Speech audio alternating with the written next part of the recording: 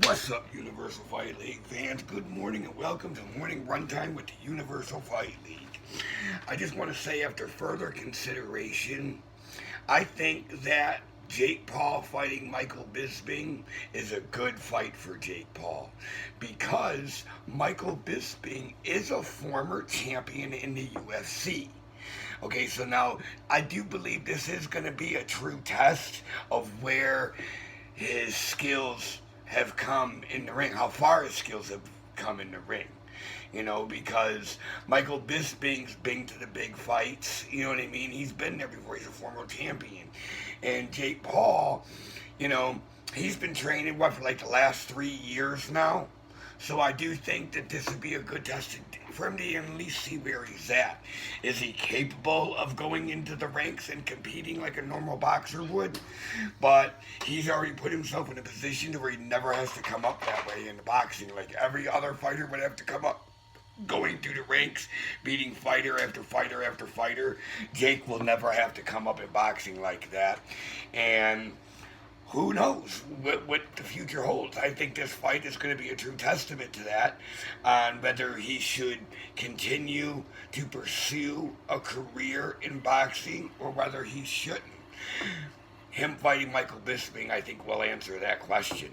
So yes, now I do think that is a good fight. I would love to see that fight happen, and I'm very curious to see how that fight turns out because Jake has never fought a real fighter before. He's fought people like Deji.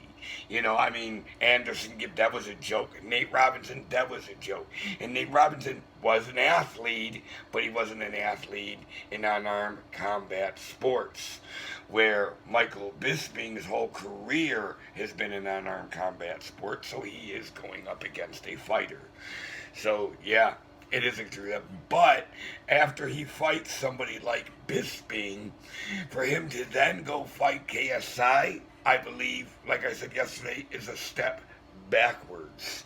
So, I think from Jake's point of view, he's trying to make some money off the KSI fight. It's going to get you some more ring time and then go after someone like Bisping.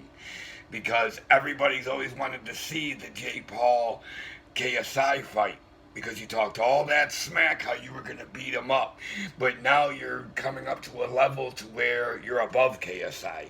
You always have been, but I'm saying in fighting, I already feel like your level's above him, and I think that if you start calling out KSI and you want that fight next, KSI is going to duck, dodge, and try to, not have that fight happen because he knows he's going to lose. And right now, KSI's got a good boxing record with YouTube as far as them fights go because he fought, what's his name? That I don't know if they're friends or not. What's that guy's name? He's another London style YouTuber. But I can't remember his name right now. Shows you how important he is. But I actually like the guy that's pissing me off. I can't remember his name. But comment down below. What was the guy's name that KSI fought in his very first fight? I don't know why my mind is completely drawing a blank. As a matter of fact, I'm going to look it up because it's pissing me off so bad here that I want to know. Who did KSI fight in his very first fight? Of course, it's not working. I guess I gotta do it the old-fashioned way and type it in here.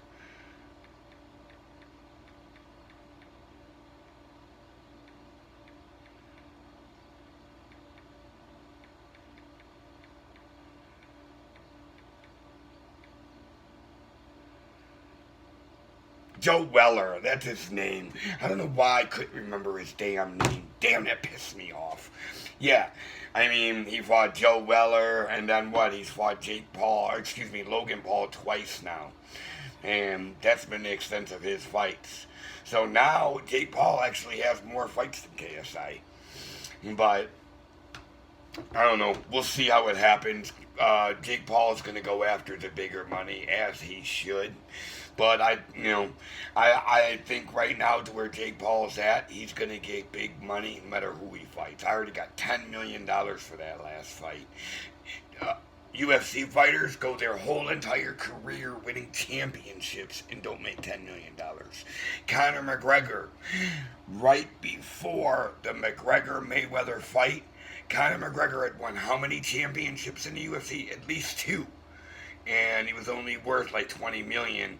And uh, most of that 20 million that he was worth was from the Mac Life business and all his sponsorship deals. The UFC was a drop in the bucket because they didn't pay him. He was happy one time to win a fight and get $60,000. I mean, I don't remember who we fought in that fight, but he was like 60 G's, baby, ha ha. And you know what I mean. And a boxer would laugh at 60,000 for one fight.